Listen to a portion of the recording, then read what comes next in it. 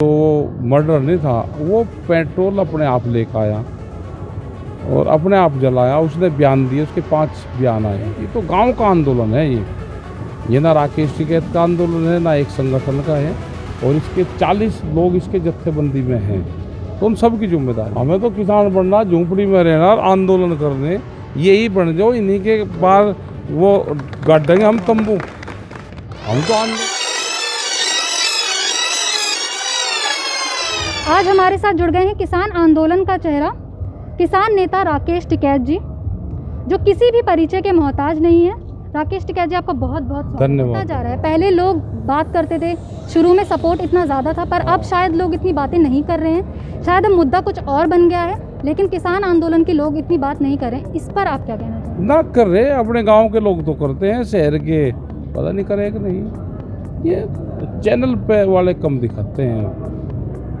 ये है दिक्कत। तो सर, कुछ दिनों पहले यहाँ बीजेपी कार्यकर्ताओं और किसान में मुठभेड़ का मामला सामने आया था, जिसमें बीजेपी कार्यकर्ताओं ने बोला कि किसानों ने उन पर पत्थरबाजी करी। तो सर, ना गरीब यहाँ पे किसी का स्वागत कर रहे होंगे। वो इत्तेफाक हो सके कि वो मंच के पास में वो पॉइंट उन्होंने बनाया, या जानबूझ का हो सके। अगर इत्तेफाक है और वो पॉइंट वही था, तो फिर तो कोई बात नहीं, दोनों को समझा लेंगे। हम उन्हें भी समझाएंगे और इनको भी कहेंगे। और अगर वे जानबूझ कर यहाँ पर आए तो नहीं आना चाहिए। किसी के मंच के आसपास अपने झंडे लगाकर उसका नहीं आना चाहिए। सर, जैसे कि आपके फादर महेंद्र सिंह टिकैत, वो एक बहुत ही बड़े किसान नेता थे, जिनकी एक आवाज़ पे सैकड़ों किसान उनके साथ खड़े हो जाते हैं। सर, ये कहना गलत नहीं होगा कि आपकी प्रेरणा शायद आपके फादर हैं? हाँ वही।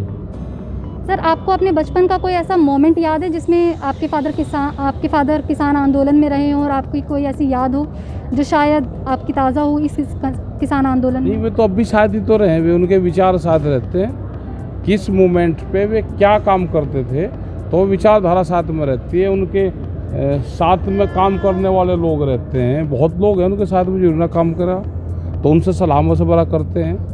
और कितना भी बड़ा मूवमेंट हुआ तो उसको हैंडल करने की कोशिश करते हैं। सर, हरियाणा के सीएम मनोहर लाल खट्टर ने कहा कि अब किसान आंदोलन गलत हाथों में चला गया, यहाँ मर्डर हो रहे हैं, यहाँ रेप हो रहे हैं। तो शायद किसान आंदोलन जिस मकसद से शुरू हुआ था, शायद वो मकसद आज नहीं है। ना गलत कहूँ जावे तो बात, उनको तो कहना और कहने के लिए कोई ना कोई बात चाहिए, और बात के लिए अब कह दिया अपना किसी को भी। अगर किसी ने गलत काम करा तो उसके लिए देश में कानून है, संविधान है। और जिस तरह की उन्होंने बात करी, एक केस में तो मर्डर नहीं था, वो पेट्रोल अपने आप लेकर आया और अपने आप जलाया। उसने बयान दिए, उसके 5 बयान आए। तो उसने वे बयान भी दिए कि मैं घर वालों से लड़कर अपने ऊपर वो डाल रहा हूँ। और जो वहाँ के किसान थे उन्होंने कंबल और मिट्टी डालकर उसका बुझाया। ये है। दूसरे वाले मामले में ये है कि हम उस लड़की के परिवार के साथ में हमने रिपोर्ट दर्ज करवाई, और उसकी जो भी कानून उसमें करेगा, हम क्या साथ में। कोई गलत काम करेगा तो कानून सजा देगा उसको। सर, आप किसान आंदोलन का चेहरा हैं। अच्छा, पूरा किसान आंदोलन आप ही के कंधों पर है। तो मैं ये जानना चाहती हूँ, इतनी बड़ी जिम्मेदारी क्या कदम कभी लड़खड़ाए? ना, ये तो 40 लोग हैं इसमें जत्थेबंदी सारी, हम अकेले नहीं है। 40 लोग हो रहे हैं, उनके पीछे ये पूरा देश का किसान है, यहाँ का नौजवान है, यहाँ का मजदूर है। ये तो सब हैं। ये तो गांव का आंदोलन है। ये ना राकेश टिकैत का आंदोलन है, ना एक संगठन का है। और इसके 40 लोग इसके जत्थेबंदी में हैं, तो उन सब की जिम्मेदारी है। तो जैसे 26 जनवरी को हमने देखा था कि जब दंगे हो गए थे, लेकिन आपके आंसुओं की वजह से घर वापस जाते किसान वापस आ गए थे। वापस आ गए थे। तो सर, ये आपकी ताकत है? ना, ये उन्होंने धोखा कर रहे थे किसानों के साथ में। ये धोखा था। 4 लाख ट्रैक्टर दिल्ली में गए, 25 लाख से ज़्यादा आदमी दिल्ली में गए, 5 लाख से ज़्यादा झंडे तिरंगे लगा कर दिल्ली में गए। तो भारत सरकार को तो चाहिए था कि उनका सम्मान करते तिरंगे का, और ये कहते कि किसानों ने नेशनलिटी है। इतना झंडा लगा के किसान दिल्ली में आया, लेकिन वो नहीं करा। उसको धोखे में फंसाने का काम करा, उस पर एलिगेशन लगाने का काम करा। और ये करीब 13 तरह के एलिगेशन अभी तक लगा चुके हैं आंदोलन पे। ये कोरोना का आंदोलन वो बता दे, इसको पंजाब का आंदोलन बता दे, इसको हरियाणा का बता दे, इसे गेहूं का आंदोलन बता दे, इसे गन्ने का बता दे, इसे गुजरों का आंदोलन बता दे, इसे ठाकुरों का आंदोलन बता दे, कभी सरदारों का बता दे। ये तो एक काम करते रहते हैं ये। सर जैसा आपने अपने कितने ही इंटरव्यू में कहा कि बीजेपी को हराना है यूपी के इलेक्शन में, पर अभी जैसे ही ये जिला पंचायत के चेयरपर्सन इलेक्शन थे, इसमें बीजेपी भारी भरकम वोटों से जीती है, तो सर इसमें आप क्या कहना चाहेंगे? वोट टू तो दोनों जीती, वोट टू से तो बीजेपी हार गई, लेकिन जब वो कैंडिडेट थे उनसे बीजेपी जीत गई। तो ऐसा कौन सा टीचर है गणित का, उस टीचर से जरूर मिलना चाहा हमने, कहाँ है वो टीचर।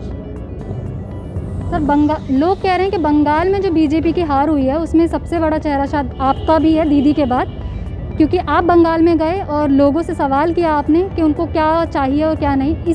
आप उनकी हार का एक बड़ा कारण है और ये लोग बोलते हैं, तो इसमें आप क्या कहना है? इसीलिए बात नहीं कर रहेगा ये हमारे से। सर लग तो कुछ ऐसे ही रहा है। अच्छा चलो कर लेंगे, एक आध साल में बात कर लेंगे। हम क्या कहीं जा रहे हैं, यहीं रहे पुल के नीचे, यहीं मिलेंगे। सर जैसे कि मतलब यूपी में जो इलेक्शन होने वाले हैं, इसके लिए आपका क्या उद्देश्य है? क्या आप अपनी स्ट्रैटेजी बनाने की सोच रहे हैं कि जिसकी वजह से शायद किसान आंदोलन को मदद मिलेगी? क्या पता हमारी क्या वो है, तो 6-7 महीने में है चुनाव, अभी तो है नहीं। हाँ हम तो इलेक्शन कानून का बना रहे हैं, अभी तो इलेक्शन का तो नहीं हमने बनाया कुछ। इलेक्शन एक ऐसा टाइम होता है जिसमें सारी जो फुटेज है वो किसान आंदोलन को मिल सकती है, तो सर क्या पता क्या होगा, हमें क्या पता। हम तो अपने 3 कानून के लिए यहाँ पर आ रहे हैं। कानून सरकार वापसी ले ले, किसान भी अपने घर जा इलेक्शन लड़ दो जिसे लड़ना, हमें क्या कोई इलेक्शन लड़ रहे हैं हम यहाँ इलेक्शन लड़ना है। सर ये जो 3 कानून हैं, शायद लोगों की याददाश्त कम हो रही है कि ये 3 कानून क्या हैं, तो आप अगर अपनी आवाज़ में एक्सप्लेन कर दें लोगों को वापस से कि इन 3 कानूनों की वजह से किसान आंदोलन 7 महीनों से चल रहा है। और 3 कानून अगर हल्के होते तो ये आंदोलन पहले ही खत्म हो जाता।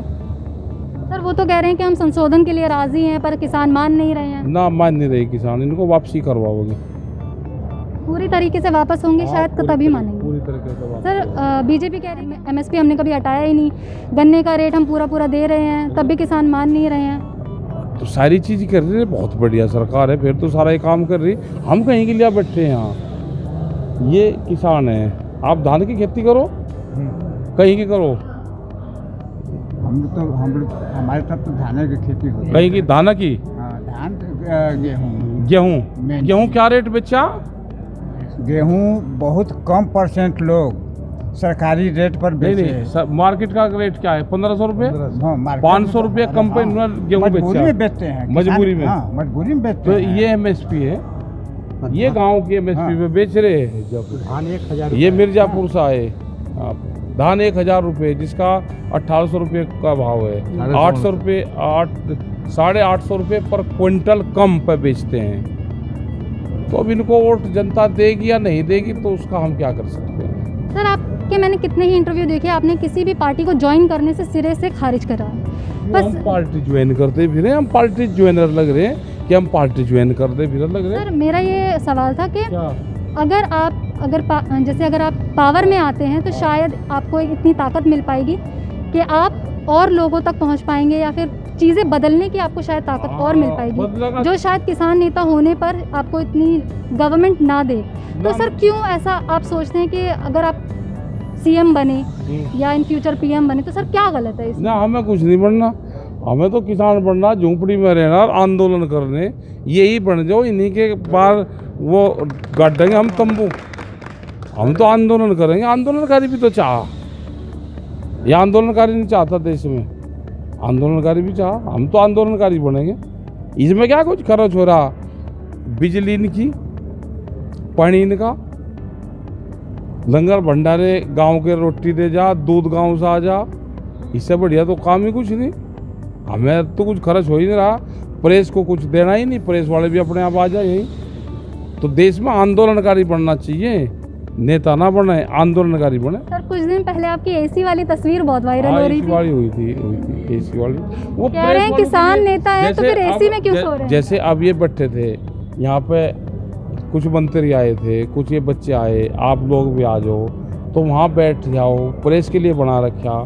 अगर प्रेस के क्लब में, क्या प्रेस क्लब में सोना गुनाह है? प्रेस के लोग भी तो सो जाते होंगे, अगर एसी लग रहा है वहाँ तो सो जाते होंगे, ठंड तो सबको ठीक लगे या किसी को गलत लगे भाई वो बता दो। अब ये जितने दिल्ली के लोग या बाहर के लोग पहाड़ों पर जा रहे हैं ठंड के लिए ही तो जा रहे हैं। सर आजकल मीम बहुत वायरल हो रहा है कि पहले हॉस्पिटल में बेड नहीं था, होटल में बेड नहीं है। हाँ तो ये जब भी लोगों तो जा को रहे हैं। मना ये कौन एसी में नहीं लेट रहा वो अपना अता पता बतावे, बस उसका धन्यवाद करेंगे, उसको माला डाल लेंगे। मैं एसी में नहीं सोता दिल्ली। शुरू में था कि किसान पिज्ज़ा खा रहा है तो प्रॉब्लम हो रही है, तो अब किसान एसी में सो रहा है तो अब पिज्जा तो यहीं तो बने, गेहूँ का बनता है पिज्जा, किसान ही बनाता है उसको। तो सर सरकार के लिए आप क्या मैसेज है, मतलब आगे का प्लान क्या है सर? साथ प्लान हम तो यहीं रहेंगे, हम क्या कहीं जा रहे हैं, यहीं रहेंगे जब तक वापस नहीं होगा ये हाँ आंदोलन खत्म नहीं यहीं ख़त्म नहीं होगा, यहीं रहेंगे।